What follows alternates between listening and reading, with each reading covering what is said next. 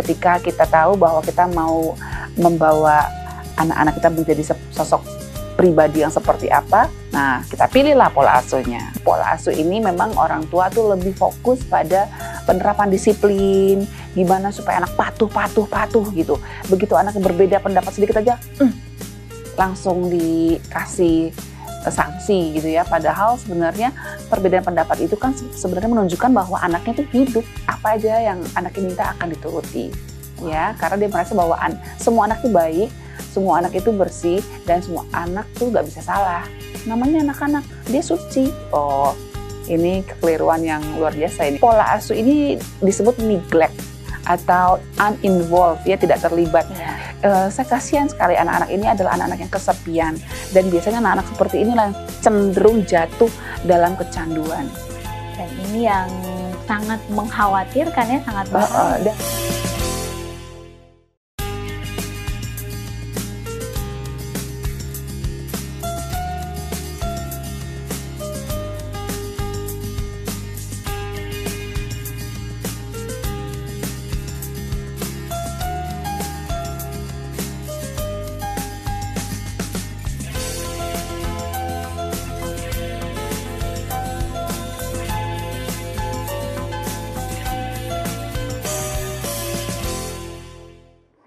Shalom pemirsa dimanapun Anda berada, kita bertemu kembali dalam program Love Your Child, satu program yang mengajak kita untuk mendidik dan mengasihi anak-anak menjadikan generasi yang lebih baik. Kali ini masih seputar remaja dan kita akan membahas mengenai pola asuh, yaitu pola asuh yang tepat untuk remaja. Saya tidak akan membahasnya sendirian, saya telah ditemani oleh narasumber yang telah hadir, yaitu Ibu Helena Valentina. Beliau merupakan seorang psikolog dan praktisi pendidikan. Shalom Ibu Helena. Shalom Eva. Masih pusing dengan mikirin remaja nih? Sudah dinikmati. Oh, sudah dinikmati. Dinikmati dan ternyata menyenangkan loh. Wow, dan siapa tahu juga pemirsa yang saat ini sedang menyaksikan bisa terinspirasi dan bisa mendapatkan kembali apa ya? Pencerahan bagaimana untuk mendidik mengasihi anak remaja. Sekarang kita membahas yaitu mengenai pola asuh yang tepat pada remaja. Pola asuh nih, ngomongin pola asuh. Biasanya kita ngomongin untuk remaja. Oh iya. Biasanya kita ngomongin pola asuh tuh untuk anak-anak. Ini remaja. Iya. Apakah berbeda nih Bu Helena? Sebenarnya nggak berbeda sih. Jadi pola asuh untuk anak-anak usia berapapun sampai dia dewasa, bahkan ya sepanjang kita merasa bahwa kita sedang mengasuh mereka. Betul. Ya memang pola asuh itu tetap diperlukan gitu ya kan. Nah biasanya sih orang tua bisa konsisten. Mungkin waktu dia punya anak masih balita, pola asuh yang diterapkan adalah A misalnya gitu. Terus ke bawah konsisten ya sampai anaknya udah lewat remaja pun masih menggunakan pola asuh seperti itu. Ada juga orang tua yang berubah di tengah jalan gitu ya. Dia merasa bahwa ini kayaknya nggak pas nih. Saya menggunakan pola asuh seperti ini, kayaknya anak saya jadi begini nih, enggak deh saya ganti, berubah gitu. Dan saya pikir saya setuju dengan kedua-duanya sepanjang itu sudah dipertimbangkan dengan baik dan disepakati bersama antara ayah dan ibu. Wah, jadi nggak masalah tuh buat pemirsa yang mungkin setelah menyaksikan ini ingin berubah mengganti pola asuh yang sudah diterapkan. Asal sudah disepakati, itu tadi katanya, asal yang sudah disepakati. Nah, kita membahas pola asuh, memangnya kenapa kita ngebahas pola asuh untuk remaja? Apakah treatmentnya harus berbeda atau gimana Bu Helena? Ya, yang pasti kan sebenarnya setiap orang tua ingin dong anaknya akan menjadi sosok seperti A, B, C gitu kan? Iya, benar.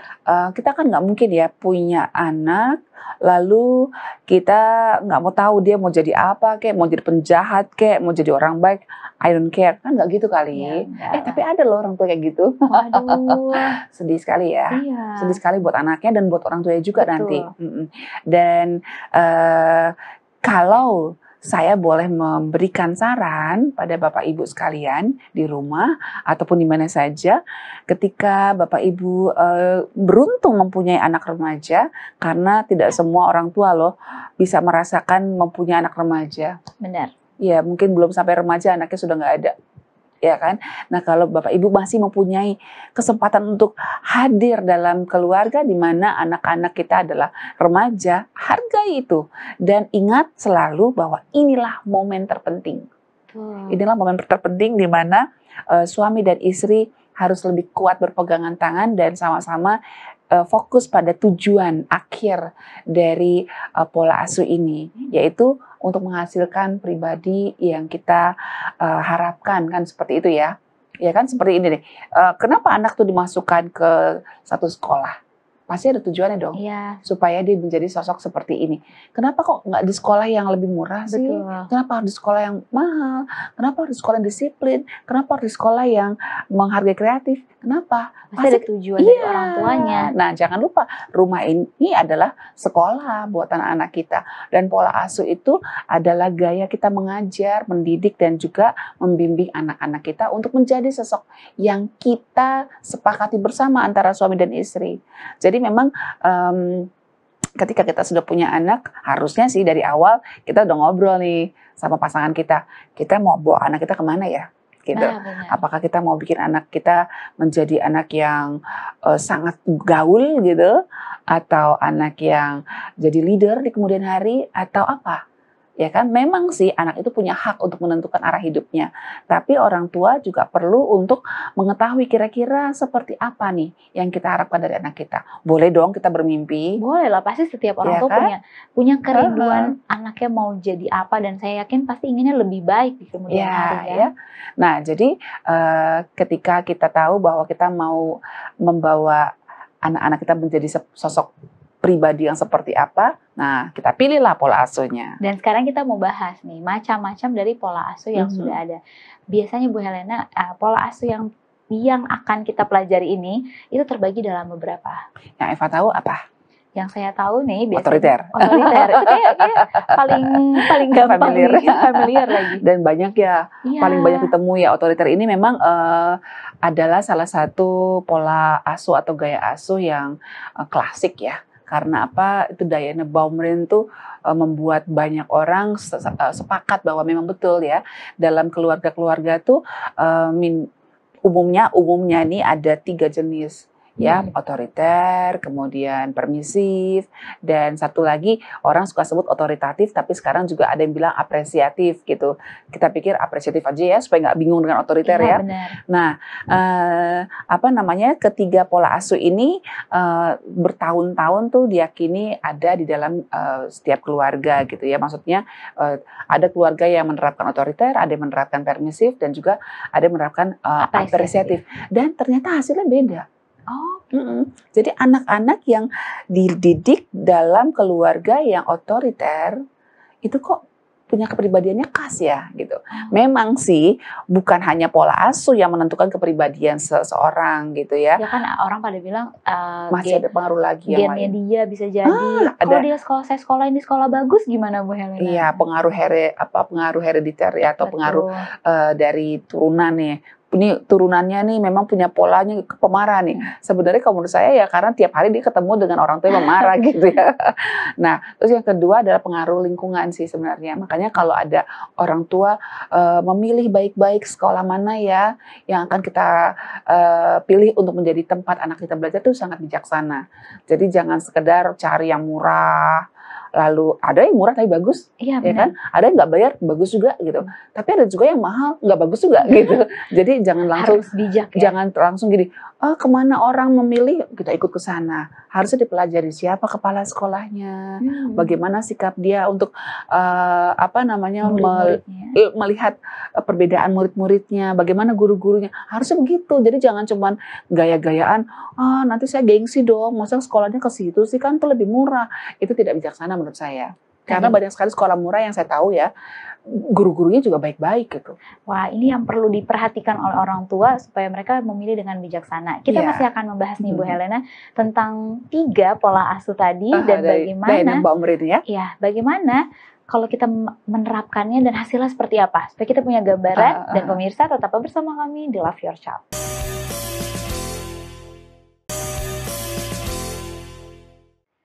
kembali lagi di Love Your Child dan kita masih membahas pola asuh yang tepat untuk remaja.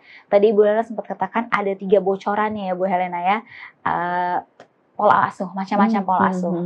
Tadi otoriter, terus permisif dan juga apresiatif, menghargai, apresiatif. Saya cuma ingat apresiasi gitu kan, menghargai. Tapi ada macam 3 ini dan kita mau tahu kalau saya menerapkan yang ini hasilnya seperti apa. Kalau mau menerapkan ini bagaimana. Nah kita mulai dari yang mungkin udah umum nih Bu Helena tentang otoriter ini. Iya, sekali lagi saya mau tekankan bahwa pola asuh bukan segalanya ya. Tetap ada pengaruh dari lingkungan dan juga pengaruh dari nature-nya dia gitu ya. Nah, yang pertama memang kalau dari pola asuh otoriter ini umumnya menghasilkan anak-anak yang pasif. Ya, pasif, dia pendiam, tidak mau bicara, tidak mau berpendapat karena apa? Sudah terbiasa diatur, didikte oleh orang tuanya. Jadi bahkan memilih baju pun tanya mama dulu gitu. Ya kan? Kamu mau makan apa? Tanya papi dulu gitu. Masa makan aja mesti tanya papi sih gitu kan, padahal dia kan sudah harusnya kalau udah usia SD, SMP, dia tahu dong mana yang boleh dan nggak boleh. Mana yang kira dia suka dan dia nggak suka kan gitu ya. Tapi kalau anak-anaknya dari keluarga dengan pola asuh otoriter seperti ini, anak-anaknya memang menjadi kurang bisa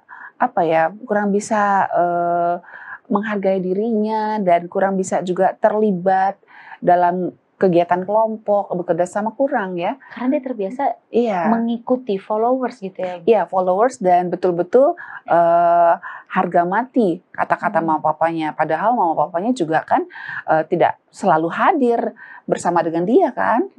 Waktu di sekolah mamanya gimana? Masa ditelepon sih kayak gitu kan. Nah itu. Nah jadi pola asuh ini memang orang tua tuh lebih fokus pada penerapan disiplin, gimana supaya anak patuh gitu.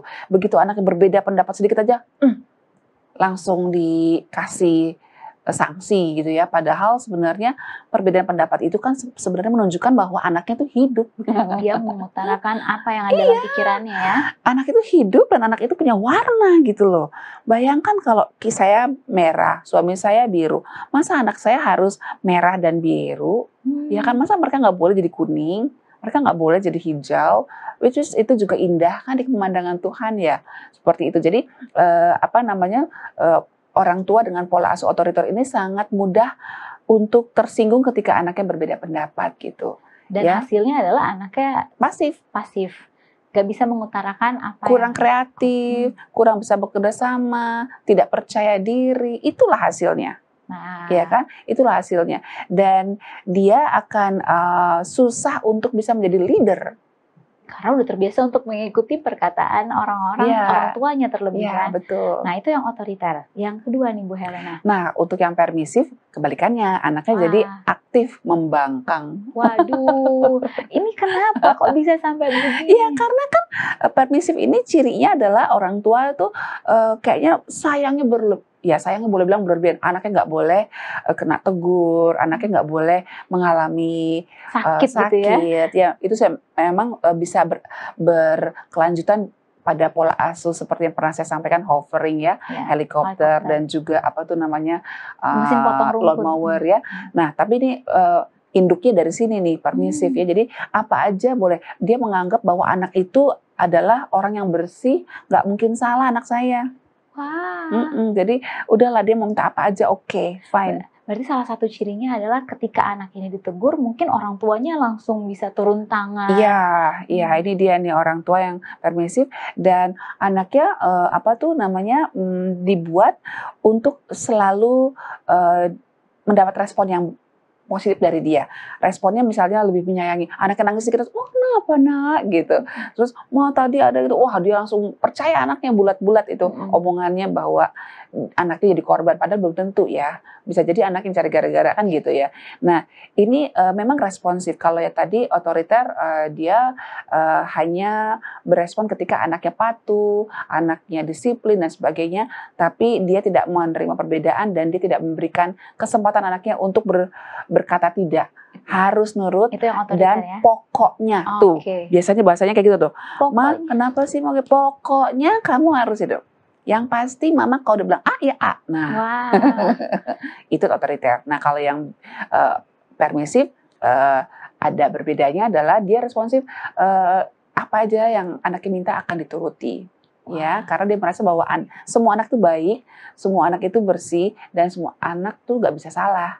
Namanya anak-anak, dia suci. Oh, ini kekeliruan yang luar biasa ini. Dan hasilnya anak-anaknya akan seperti apa tadi Bu? Pasif, dia aktif membangkang malah. Wah, sampai membangkang. Membangkang, justru orang tua yang memanjakan anaknya umumnya akan menuai badai. Wah, Ya, karena sudah terbiasa dimanjakan mungkin. ya karena dia nggak tahu aturan kan. Kan nggak ada peraturan, orang boleh bebas kok. Orang selama ini dia boleh, berarti kalau ada orang yang melarang dia bangkang lah. Orang selama ini dikasih kebebasan, kok sekarang saya dihalangi nih, bangkang dia akan melawan. Nah, susah diatur anak-anak ini, ya, anak-anak yang permisif ini susah diatur.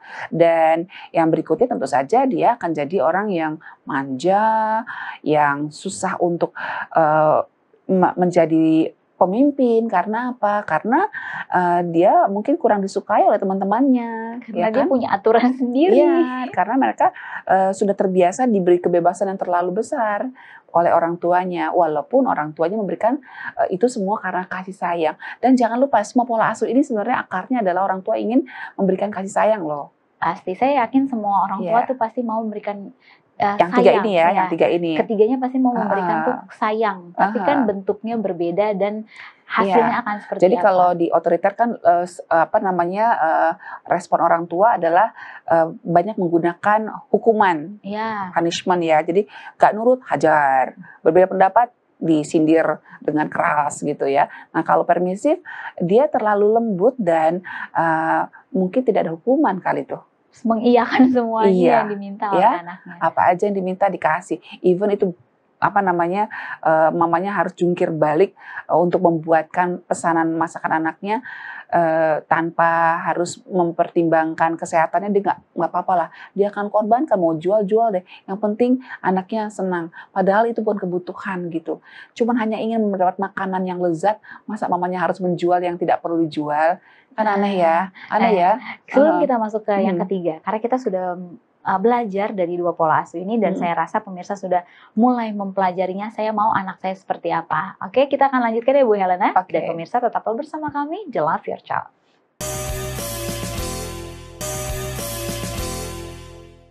Kembali di Love Your Child dan kita masih membahas pola asuh yang tepat pada remaja. Di segmen sebelumnya kita telah membahas dua pola asuh, yaitu otoriter ya Bu Helena, yang kedua adalah permisif.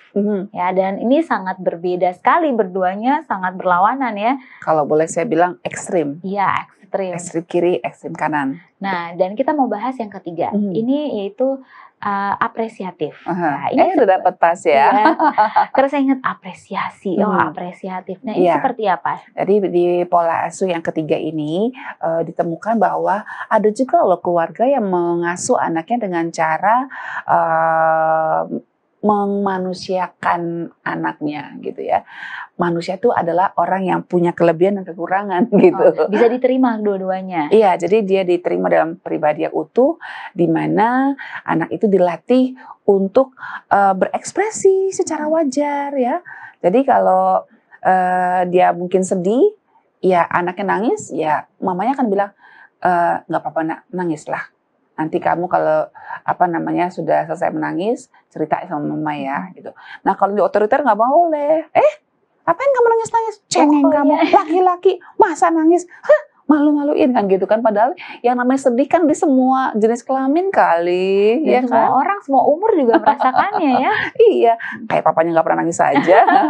Kan gitu ya. Nah, ini kalau yang di apresiatif ini, kita mengapresiasi apa yang menjadi kebutuhan dan juga keinginan dari anak-anak untuk berekspresi, untuk punya pendapat, punya mimpi dan sebagainya. Sehingga misalnya gini, "Mah, aku pengen banget loh ikut lomba ini, tapi gimana ya Mah supaya bisa menang?" Nah, mama papanya akan berusaha untuk mensupport gitu, supaya mimpi anak ini terwujud. Betul. Jadi bukan dia kerja sendiri si mama papanya, Jadi bukan membiarkan mama papanya yang bekerja ya. Iya. Dia mau anaknya juga bersama-sama. Iya, jadi kalau permisif mungkin diambil alih nih mama papanya, semua penderitaan mama papanya gitu, anaknya biar dibahagia gitu kan. Kalau otoriter, anaknya yang harus kerja keras, bapaknya tinggal perintah dan popul aja gitu kan. Nah kalau yang aspiratif, oh itu yang kamu inginkan, nah, so, kira-kira apa yang papa bisa bantu? Papa boleh nggak aku minta uang pendaftaran untuk lomba ini, Pak? Oke. Tapi kira-kira ini kamu lakukan karena apa ya? Apa sebenarnya yang kamu harapkan dari lomba ini misalnya gitu kan? Karena kita minta pertanggungjawabannya juga kan gitu kan misalnya. Terus nanti Papa udah keluarkan duit ini. Kira-kira apa usahamu supaya bisa mencapai mimpimu itu? Kamu mimpimu jadi juara kan? Oke, gimana caranya supaya bisa tercapai? Ini kan Papa udah keluar uang nih misalnya.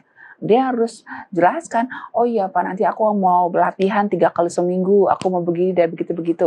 Nah, jadi anak terbiasa untuk mengekspresikan diri, menyatakan pendapatnya, dan juga mengungkapkan apa perasaan dan mimpinya gitu. Dan orang tua akan mengajak anak-anak untuk belajar berkolaborasi. Oke, Mama akan bisa ngomong, Mama bisa bantu apa nak? Mama bisa nggak temenin aku nanti kalau aku pas lagi latihan, Mama dengerin ya, gitu kan?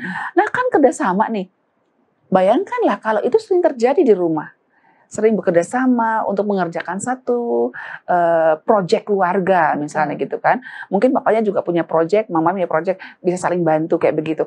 Kan nanti kan dia punya pengalaman yang kaya untuk berlatih, bekerja sama, berkolaborasi, saling menguatkan, saling mendukung, biasa mendengar support dari orang tuanya, dan dia akan bisa lakukan itu juga pada orang lain. Nggak salah kalau akhirnya anak-anak seperti ini akhirnya menjadi pemimpin banyak sekali karena gitu. dia sudah terbiasa untuk mengerjakan secara bersama-sama. Iya, berkolaborasi, bekerja sama, dan juga diizinkan untuk mengungkapkan pendapat yang mungkin berbeda dengan pendapat dari mama dan papanya. Wah, selain menjadi pemimpin, biasanya anak-anak dengan pola asuh ini dia akan seperti apa? Dia pasti percaya diri. Oke. Karena apa? Karena dia sudah terbiasa untuk berbicara dengan nyaman, tidak dikritik-kritik oleh mama papanya gitu ya. Jadi kalaupun diberikan masukan bukan dalam bentuk kata-kata yang mungkin menyakitkan, tapi penuh dengan apresiasi, penghargaan. Mama ngerti kamu maksudnya begini, tapi kamu tahu nggak resikonya, kan kayak gitu kan. Jadi terbiasa dalam suasana yang positif, iklim yang positif gitu. Dan anaknya akan bertumbuh menjadi seperti orang yang percaya diri ya. Kan kalau anak ini sudah dipenuhi dengan pengalaman yang kaya dalam bekerja sama, pengalaman dicintai, pengalaman dihormati, kan dia juga akan penuh gelasnya. Betul. Dan dia akan tumpahkan pada orang lain. Wajar nggak kalau dia akan jadi sosok yang disukai? Pasti. Kalau dia disukai dalam lingkungan, tentu saja untuk menjadi leader menjadi mudah kan untuk ditempuh. Betul sekali. Nah, kita udah membahas 3 pola asuh ini, Bu Rana. Apa cuma 3 aja nih yang terjadi saat ini? Itu dia, Fah. Ternyata ahli pendidikan menemukan bahwa ternyata ada juga keluarga yang nggak otoriter, nggak permisif, juga nggak apresiatif. Lantas dia gimana dong, Bu Helena? Nggak tahu. Ada pola asuh seperti itu? Ternyata banyak keluarga juga ditemukan seperti itu. Jadi bapak ibunya sibuk sekali dengan pekerjaan. Jadi kalau anaknya datang untuk minta tolong ngerjain PR, aduh bapak lagi sibuk nih. Jadi intinya adalah pola asuh ini disebut neglect atau uninvolved, ya, tidak terlibat. Jadi kehadiran papa mungkin ada sih di rumah, badannya ada, ya kan, fisiknya ada, mamanya juga ada, tapi semua sibuk dengan handphonenya, sibuk dengan pekerjaan di dapurnya, sibuk dengan pekerjaan di kantor dengan alasan ini semua buat anak saya. Tapi anaknya nggak bisa curhat, anaknya nggak bisa nanya PR, dan mamanya juga nggak pernah nanya siapa gurumu, pelajaran apa hari ini, apa kebutuhanmu, nggak pernah ditanya. Ya mungkin uang sekolah juga langsung transfer aja.